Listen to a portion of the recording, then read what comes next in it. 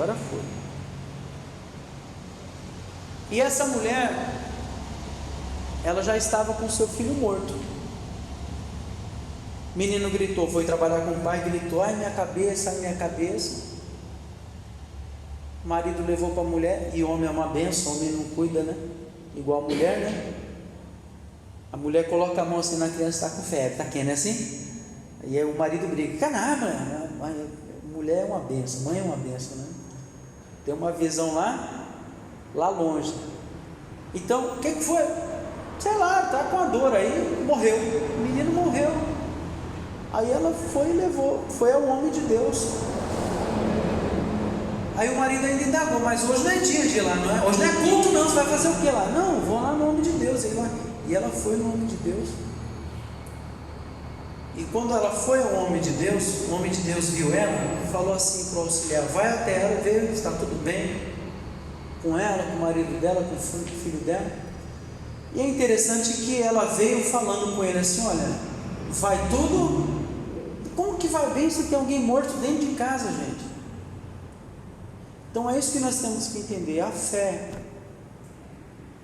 Mesmo você vendo a dificuldade, mesmo você vendo a situação, mesmo você enxergando a circunstância, você no seu íntimo, no seu coração, eu creio que Deus vai dar a vitória. Eu creio que Deus vai abençoar. Eu creio que Deus vai abrir a porta. Porque, irmão, não é porque a gente está passando por um deserto, não é porque você esteja passando por um deserto, que Deus não está com você. Aí é que nos enganamos, que é neste momento que Deus está conosco. Só que Deus vai fazendo assim com a gente, né? Você pode observar. Quando que nós fomos para a igreja, eu e minha família, né? Quando chegamos na estaca zero, sabe? Foi aquela dificuldade mesmo, que não tinha mais porta nenhuma para recorrer. A porta que tinha era a porta da igreja. E aí é mais ou menos assim, ó, agora eu vou começar a trabalhar na sua vida. Então nos dias de hoje também não é difícil, não é diferente. Somos cristãos, estamos na presença de Deus, mas olha, temos que dobrar o joelho, temos que orar mais, temos que nos preparar mais, temos que ouvir mais a palavra de Deus. O próprio Deus conduziu Jesus ao deserto. Eu não estou dizendo que Deus vai te colocar no deserto. Tem deserto que o próprio Deus nos leva para esse deserto. Tem deserto que nós mesmos nos metemos. Sabe aquela questão assim de estar procurando sarna para o quê? Para se coçar. Mas não importa o deserto. O que importa é que você esteja nesse deserto, mas Deus esteja com você nesse deserto.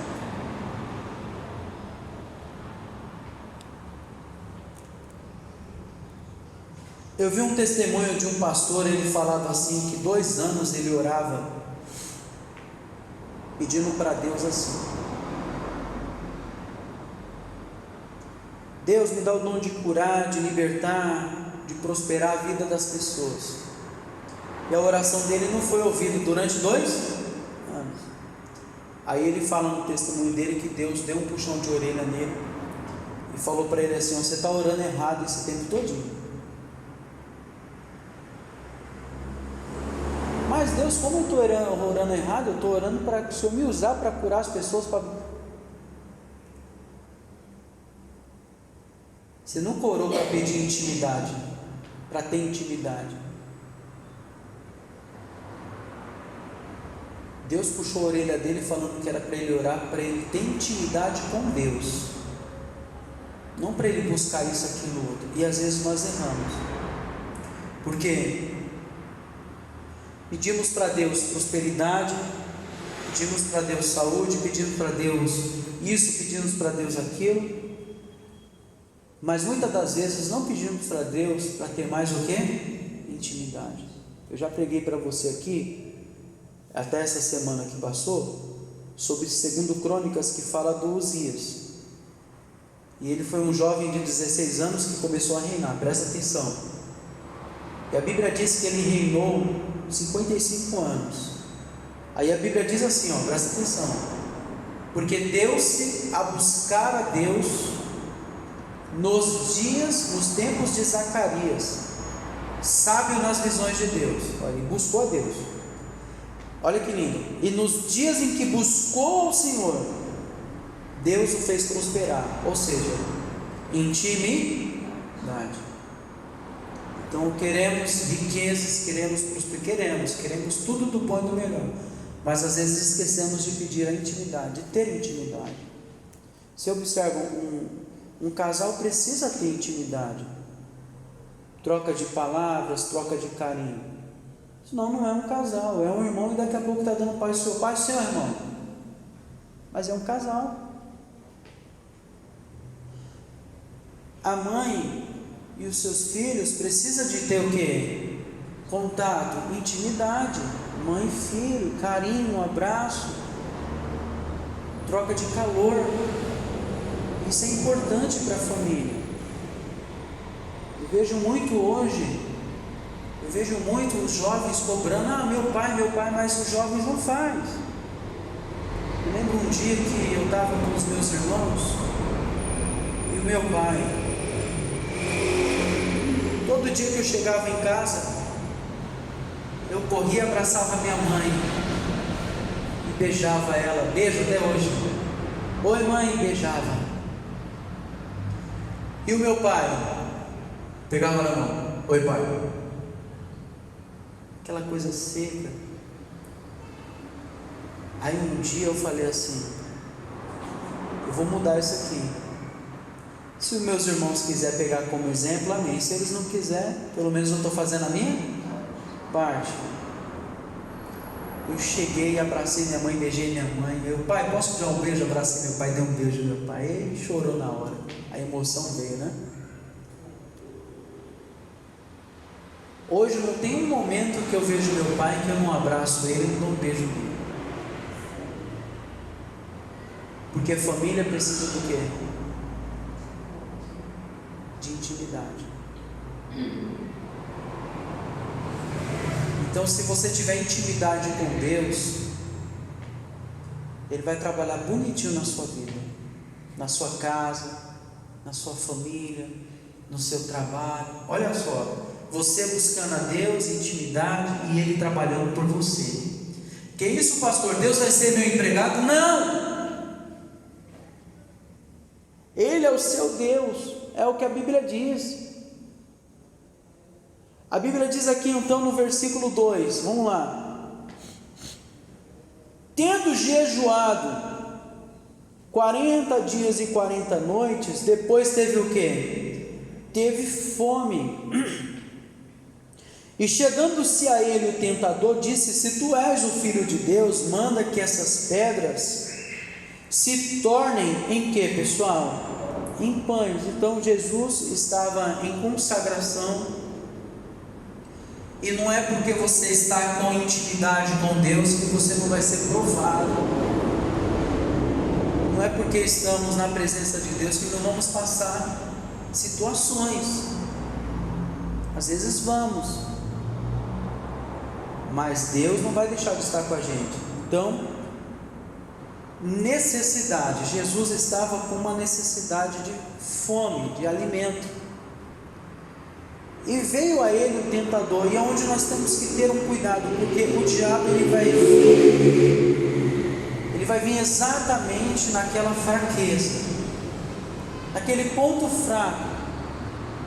Ele vai oferecer o prato de lentilha, e o prato de lentilha não vai ser qualquer coisa, vai ser exatamente para desequilibrar a gente, vai ser exatamente para tirar o nosso foco, vai ser exatamente para tirar a gente da presença de quem? De Deus.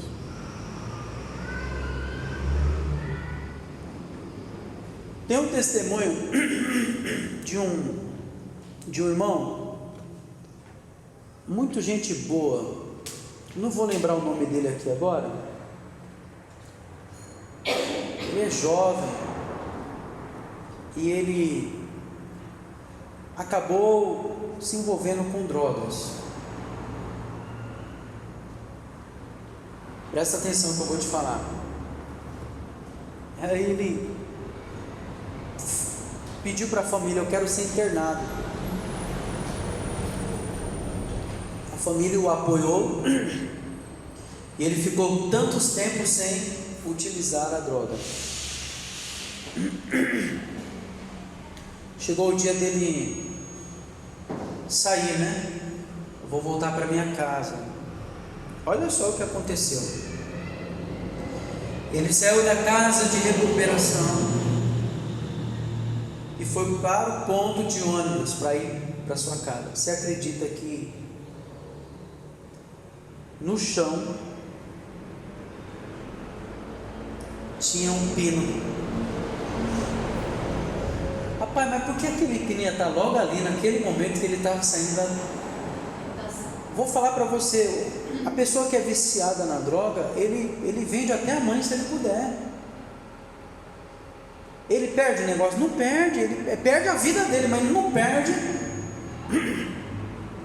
o elemento da droga. E ele falava para mim assim: pastor, incrível pastor, no chão assim. E o Satanás soprava na minha cabeça assim: é a última pitada, é a última droga, é a última vez que você vai usar, está liberto mesmo. E aí ali ele fala que ele pisa o chão assim, pisa nela assim: não, Satanás, a partir de hoje nunca mais, eu estou limpo já há tanto tempo. E recusou aquele prato do quê? Você está entendendo não o que eu estou te falando? Isso aconteceu de verdade. Irmão, o diabo ele vem na nossa fraqueza. Quer dizer, o homem é casado, mas aí Satanás vem, a mulher é casada, Satanás vem. Você está entendendo? Nas áreas, é como a gente tem, é como aquela canção do Thales, que canta assim, né? Todo dia o pecado vem e o quê? E me chama.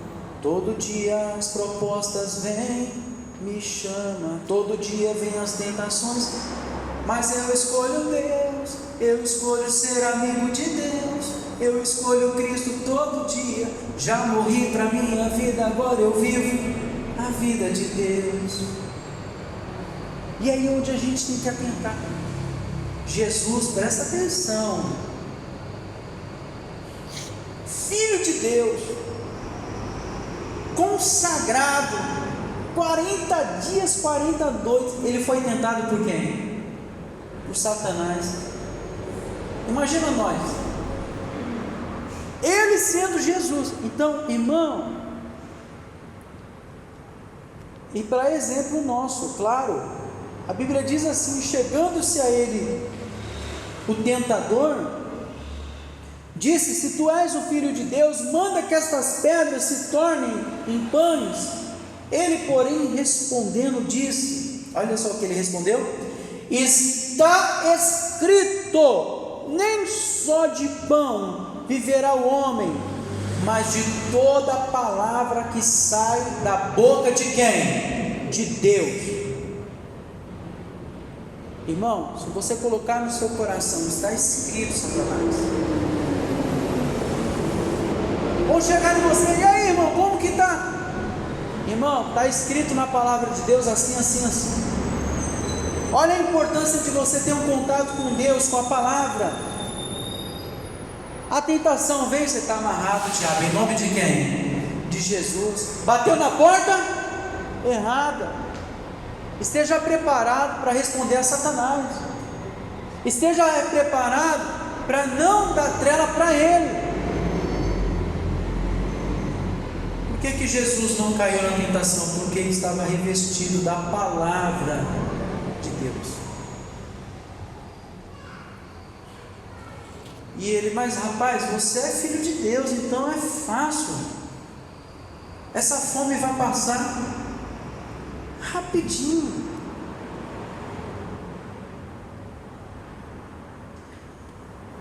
Você não entendeu não, deixa eu te falar uma coisa. Está escrito. Então quando você toma posse daquilo que a palavra diz a seu respeito, você se torna uma pessoa vitoriosa, um homem vitorioso, uma mulher vitoriosa. Não precisa abrir, mas Provérbios 30, versículo 5 diz assim: toda a palavra de Deus é pura, escudo é para os que confiam nele. Então, duas coisas eu quero falar para você. A palavra de Deus, ela é pura. Então a palavra de Deus, ela vai te purificar se você permitir. Então a pessoa chega na igreja, estou cheio de energia, é o tal. Aí Deus vem e molda.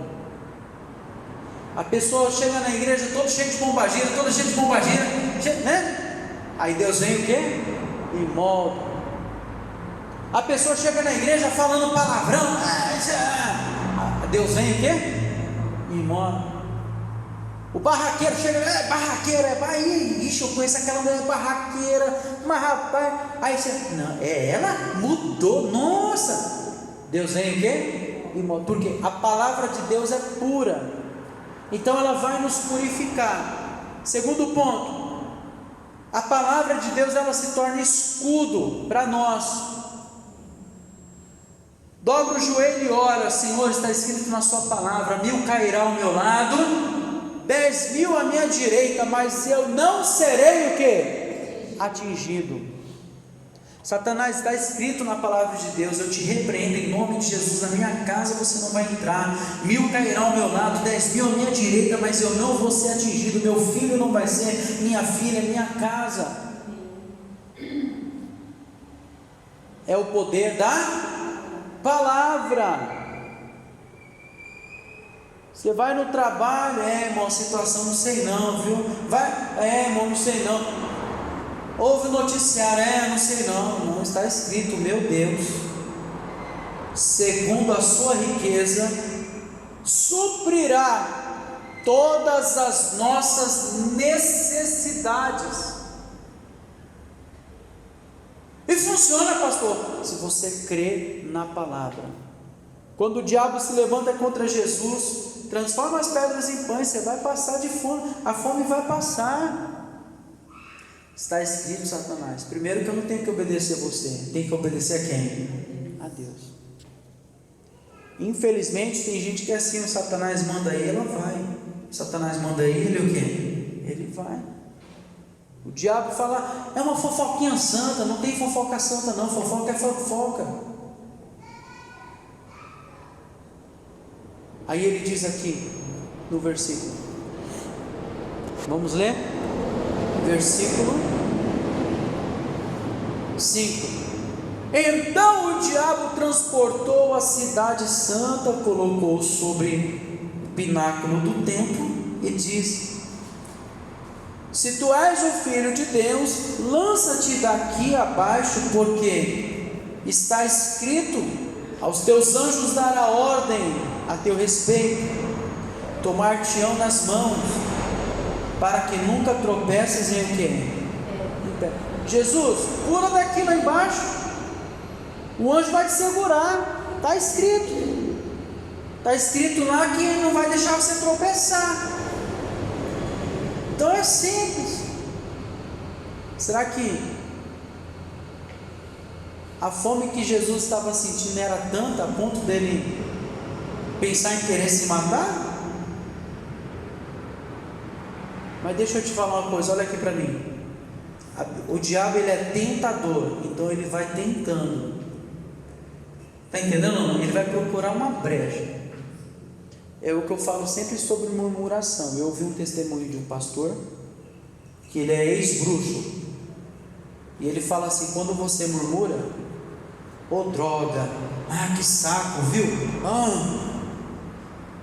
A mãe fala, vai comprar o marido reclama disso, reclama. Quando você reclama, ele é ex-bruxo, esse pastor, e ele fala no testemunho dele: quando a gente abre a boca para murmurar, a gente convoca 3 tipos de orixás para a nossa vida. E isso é verdade, eu não tenho dúvida. Então a gente tem que agradecer, louvar. Se está fazendo bolo e queimou o bolo, reclama que sujou o fogão, reclama que quebrou isso, reclama. A vida é murmurando. Está atraindo demônios para a sua vida. Então aprenda a ser grato. O diabo olhou para ele e falou assim: olha, lança, se você se jogar vai dar tudo o quê? Tudo certo. Então ele vai tentando. Quando eu falei para você sobre murmuração, você ouve uma palavra dessa, aí você fica pelo menos aí alguns dias lembrando, né? Poxa, o pastor falou, é verdade, não vou murmurar não. Aí você fala assim, tem que ir lá no banco pagar uma conta, aí vai pegar a fila do banco e demora, e você não quer murmurar, mas alguém faz questão de olhar para você e falar alguma coisa, mas que demora, né? Aí você está na fila do mercado, uma demora, e a língua coça para murmurar, para reclamar, para questionar. Se está calor, a gente está o quê? Está reclamando. Se está frio, a gente está o quê? Está reclamando. Se o arroz está papa, reclama. Se tem comida, reclama. Se não tem, de novo ovo! E reclama. O que eu quero dizer? O diabo ele vai procurar brechas para achar. Transforma em pão? Não. Se lança daqui? Não. Diz aí então. O versículo 7, disse Jesus, também está escrito, não tentarás o Senhor teu Deus. Veja o versículo 8 agora. Novamente o transportou o diabo a um monte muito alto, e mostrou-lhe todos os reinos do mundo, e a glória deles. E disse, tudo isso te darei, se prostrado o quê? Me adorares. Então disse Jesus, vai-te Satanás, porque está escrito, ao Senhor teu Deus adorarás, e só a Ele servirás.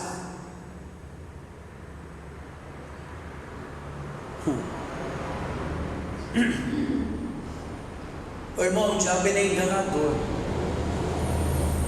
Ele mostra para você que ele dá com a mão, mas ele tira com as duas. Eu lembro que no costume que a gente tinha, falar assim, passava uma necessidade, comi o pão que o diabo amassou. Que mentira esfarrapada, que pão que o diabo tem para amassar? O diabo é um zero à esquerda, ele não tem nada.